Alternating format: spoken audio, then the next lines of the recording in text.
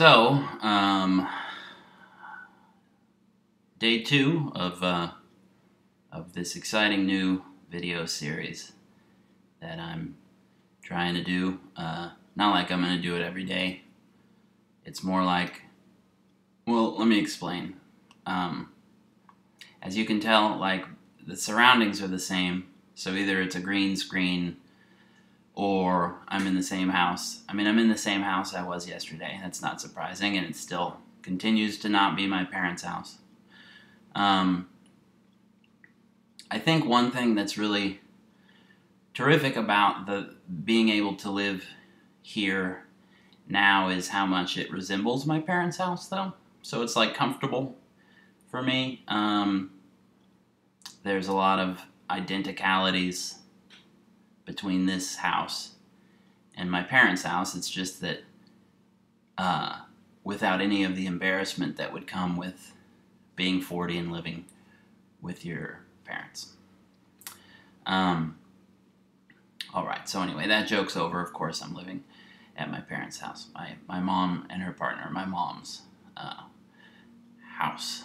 Their house. My mom's apostrophe house. And I don't mean to imply this will be a daily thing. It won't be. But when they leave, I'm going to make recordings if I don't have to be at a meeting or somewhere. I'm not going to make recordings while they're here because it's just embarrassing. And it's like, what if they walk in the room? I mean, it would interrupt I got a production quality thing to worry about and all that stuff. So, for now, I'll just make a rash. That's a good term for it.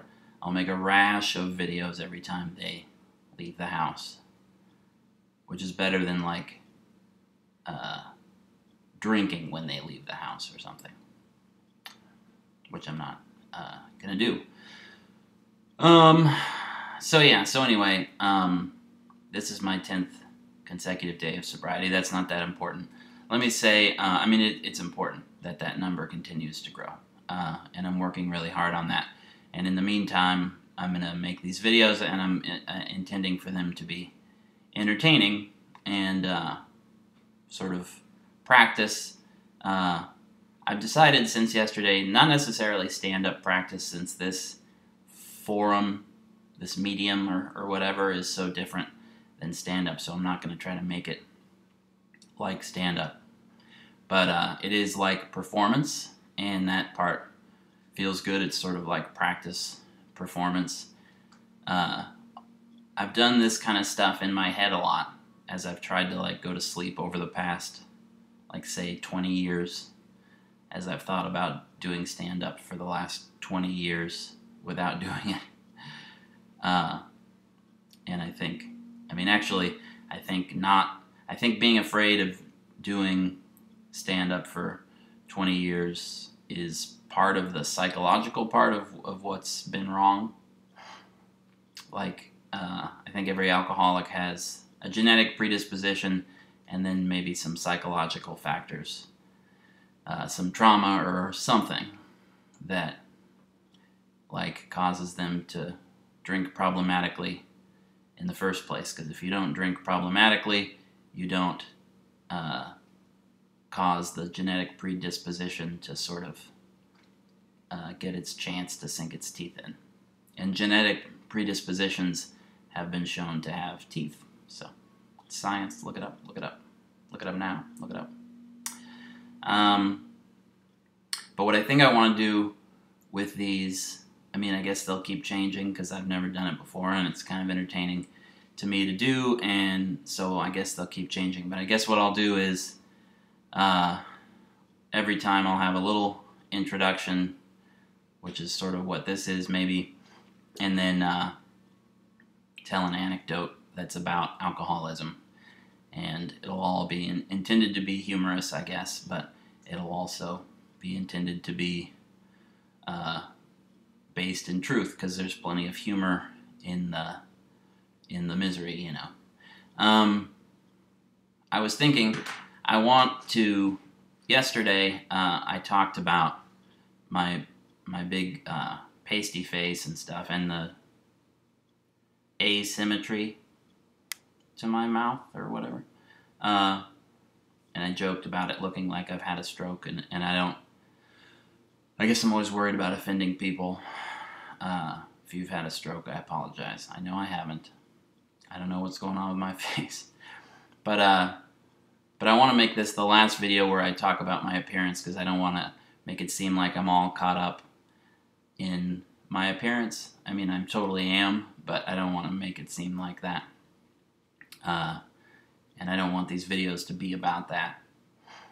And I was thinking, like, if I'm being perfectly honest, like, I would say, well, I don't have anything to complain about anyway, right? I mean, there are people who were born without faces at all, for one thing, and there are people who were born who would be judged less conventionally attractive than me, and there are people who were born who were judged quite a bit more conventionally attractive than me. And who cares, really, right? I mean, I care a lot. But one shouldn't care, I guess. And I was thinking, if I'm trying to be honest, I would say I'm like maybe on a scale of 1 to 10, I'm like a 6.4 or something, I was thinking. And that'll either make me sound accurate, modest, or deluded, and I don't know which. And then I was thinking, and actually this occurred to me today, like, Aaron, looks are not objective, they're subjective. So some people think you're more attractive than others. And I mean, I was thinking that the 6.4 would be like a general rating. And maybe within 40-year-old people and above, maybe I am like a 6.8. I don't know. I was just thinking about this, trying to sound like I had an idea of, like, I don't want to pretend I think I'm hideous, even though, you know, nobody really likes the way their face looks in videos like this, probably, unless you're really handsome and you just always love the way your face looks. But anyway, it got me thinking, like, yeah, looks aren't objective, they're subjective. But you can make an objective rating out of any subjective rating, probably, right? So I could average all the subjective ratings. So say I was thinking I would take all American, sort of relevant American females, and they could rate my appearance, and then I would average that, and then that would be the number. If you know, I'm just saying, if you did this kind of thing. Because you know, people see someone walking down the street, that person's a 7, you know. I know only men really are shallow enough, I guess, to do this, but I'm sure women think it, and maybe they do it. I don't have male friends who sit around and do this. Lots of men don't do this, but I mean, you know, we've all had the 1 to 10 sort of thought at some point. So then I was thinking, well, what I mean by relevant females is I wouldn't include anyone who's not 18, because that's creepy. And, I mean, I wouldn't really want to include people who are like 18 to 30, because for one thing, I don't think I would date someone at this point who was younger than 30, and they tend to find people in their age, they don't understand all the nuance and splendor in the aging male face, you know, and stuff like that. I can hardly keep a straight face saying that. But anyway, I wouldn't want to include their votes, but I would. And I'd probably include Canadians too, because they have similar. You could include British people too, right? All like people, people with similar cultures. I wouldn't want to include Thai women necessarily, or like vastly different cultures, because I don't know if they would over or underrate me, because there's just cultural differences. So I would include. So that's what I mean by relevant. I wouldn't want to put an upper limit, on the women whose subjective scores I would include in this average, because I tend to do well with women older than me. I've been told I was handsome much more often by women in their, like, say 55 and above than I ever have people in my age bracket. And so I would definitely want to include them. I think they're onto something. But anyway, the point is, you could make an average, and you could compare it to the 6.4 I just said, and then you could see how diluted, modest, or accurate I am. But also, it's like, who cares? So I'm done talking about it. And I was thinking that it's interesting that we even care. I've thought about this before. It's interesting that people seem to really like being complimented for their appearance and their intelligence, which are both things that are, of course, 100% inherited.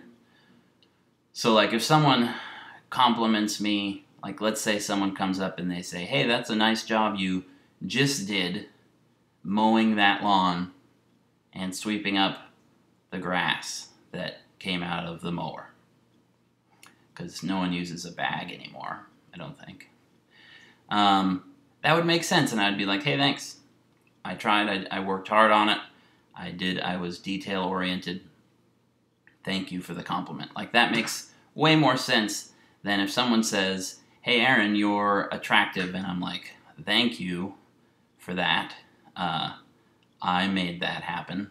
I mean, I could, I guess, if I was super fit, right? If I was, like, doing the best with what I had, then I could take some credit for that. You could say, hey, you're super fit. But I mean, appearance, and intelligence, if someone says, I'm intelligent, and clearly I was lucky in terms of what I inherited, especially in terms of intelligence. I was lucky in that way. But I shouldn't, so, if someone compliments me for that, I shouldn't feel a big burst of pride, because I had nothing to do with it. It's just something I've thought about before. But anyway, I'm not going to talk about that anymore. Let's put that to rest, the whole Aaron's controversial appearance. It's been on a lot of people's minds since the video series started yesterday, and I want to put it to rest. I guess that's the end of the introduction.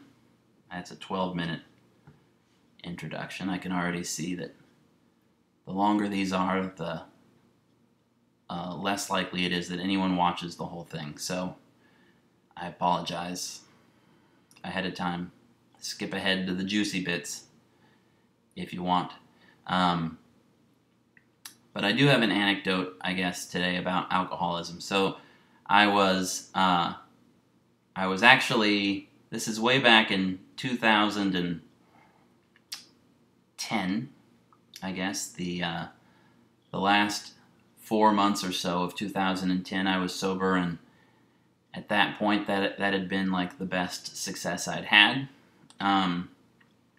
And I was teaching, I think, at Mount Hood Community College, and things were going pretty well.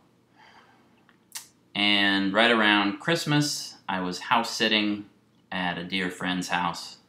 And I probably shouldn't have agreed to house sit, because at that point in time, I mean, I wasn't really being sober for myself yet.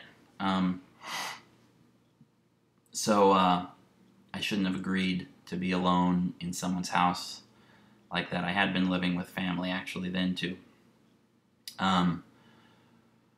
So I was house sitting, and I relapsed, and I got drunk, and it's like Christmas Eve morning, I think. My family my family figures out that I've been drinking, and they intervene. They put the club. I had a car, but they had a key to it, and they put the club on it because they didn't want me to drive drunk. Sensible people. And I had come over from where I was house sitting, which is just a couple blocks away from here. Now that we've been honest, and this is my parents' house, this is where I was living then too. And I'd rushed over here like in kind of a fury, and I was like, you have to take the club off my car. It's my car. And there was a breathalyzer in the house, and I was really actually being awful and hostile, like more than I have for most of the last 5.5 years. I'm not normally, I'm often a terrible person when I drink anymore at this point, which is why I don't want to do it. But I'm not always quite as openly hostile as I was on this occasion, and I was demanding to have that done. So I demanded a breathalyzer, because in my screwed up alcoholic head, I thought I was fine. And then I took a breathalyzer, and I was like 0.31. So it was like 4 times the legal limit, and I felt fine. Crazy. And so anyway, I walked away from the house. I had money, and so I was going to go to a hotel. It was the first time it occurred to me, I can just go to a hotel and drink all I want, which is a horrible thought. I'm glad I haven't done that at this point in time, even though I have relapsed. I'm glad I haven't gone to a hotel in a couple years, because it's darker than most, although perhaps it would have been kind to my wife had I gone to a hotel this last time. I don't know. Anyway, this is pretty funny, right? This is comedy, I guess. So it's changing what it is. But anyway, I go to a hotel, and then eventually I end up leaving that hotel, and I go to another hotel.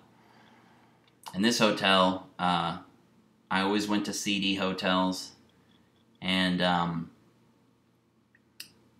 because maybe it matched my frame of mind, or maybe because there was some part of me, I think, that thought, I'm going to go drink around the clock and maybe hire a prostitute. Although I was usually way too drunk to hire a prostitute. In fact, when I was in this hotel, I remember a prostitute walking by, and I like opened the hotel door, and I was like, hey, excuse me. And she didn't hear me. So I wasn't like, I don't know, I don't become like super assertive. I guess I can be openly hostile, but I'm also like afraid and super anxious when I drink. So anyway, I hole up in this hotel for like a week, and I'm drinking a half gallon of vodka every day, and it's really, I guess at first it feels kind of liberating. I remember I was watching a lot of Jersey Shore, and it's really the only way you can enjoy Jersey Shore is if you're drinking a half gallon of vodka a day. So that was okay. But I'm getting all these texts, these horribly worried texts from people who care about me, and that's, so it's like I have to stay insanely drunk, or I'm going to think too much about who I'm hurting and stuff like that. Pretty dark stuff. But the longer I'm there, I'm eating less all the time. Eating becomes less of a priority, and so I'm just drinking, and I'm not eating. And after almost a week of this, I'm getting a little, I'm just losing contact with reality. I'm getting a little paranoid. I didn't want to leave the hotel room. I was scared to leave the hotel room. I thought every room adjacent to me, above me, and to the side of me, I figured had like drug dealers or pimps or murderers or whatever. And, probably only like 75% of the rooms around me had people like that in them. Probably another like 12.5% of the people were alcoholics like me, trying to drink themselves to death. And then like 12.5% were probably kindly immigrants, just couldn't afford a house or apartment. But anyway, I was scared to leave the room. So, and then eventually I ran out of alcohol, and I hadn't been eating. And I still had money. I could have gotten alcohol or food. Food was across the street, so was alcohol. Hard alcohol was like 6 blocks away. It was all very achievable, but I was scared to leave the room. And I started to go into withdrawal, which is a bummer if you've ever done that.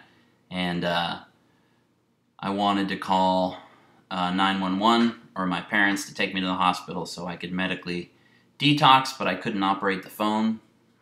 And so then at some point I had the following thought, and this is, I guess looking back, this is the funny part of the story. I had the following thought, which was, I need to find something that I can eat within the hotel room. And, I mean, it started semi-rationally. Like, I had these pizza boxes, and I was like, well, maybe there's some old crust. Maybe I left some crust in one of the pizza boxes, but I had not. And so then I was like, well, what's like the most edible thing in the hotel room, just in a given hotel room? And so I'm walking around looking at stuff, and there's a lot of things like walls and carpets that are, I mean, it's like you wouldn't consider eating those. But then I saw soap, and I remember from the movie Fight Club that they use fat to make soap. So I'm thinking there's fat in soap, and there's fat in food lots of times. So so I ate some soap. And it's like a famous story to anyone who knows me in the recovery community, because it's like, hey, everyone's done crazy stuff, but that guy ate soap. And I didn't really get very far in eating the soap because it's really horrible. In fact, I was talking to a friend of mine last night who knows the story, and he was saying, you know, I don't know exactly what he said, but something to the effect of, you know, you discovered that, in fact, soap is inedible. I mean, I don't even know what the definition of edible is exactly, but yeah, I think it's fair to say that soap is inedible. What I said to him last night was, you know, it's like, because they use fat to make soap, I don't know, soap is like, I feel like more edible than like a rock or something like that. But they also use lye to make soap, and lye is like really caustic, right? And it burns your skin off. You also might remember that from the movie Fight Club. I should have been, I might have remembered that. Anyway, I tried to choke down some soap, and I don't even think I got much down. But yeah, so I tried to eat soap. And were I not born with a genetic predisposition to alcoholism, let me just say it this way. I mean, were I not an alcoholic, I would have never tried to eat soap. Right? There are a lot of less crazy things that I also wouldn't have done, but I definitely wouldn't have tried to eat soap. So I thought I'd share that anecdote. So none of this was scripted, and none of this was like material from a set, although I'll still probably do some stuff that I've written intended to be told at open mics. This is just an anecdote about my alcoholism that's funny, sad, sad, funny. And I'll do some of this too. So sorry that it's so long. Maybe some of you have 24 minutes to lose on something like this. If so, man, I'll be impressed if anybody makes it through it. I'll be honored. I'm going to keep making them. I think this Sunday I'll be posting 3 videos, and some of those might be jokier than this. But who knows? Who knows what the future holds? There could be a big earthquake thing tomorrow. I was thinking if like there was an apocalypse right now, I'd be so pissed that I just started this new career. Anyway, thanks for perhaps watching.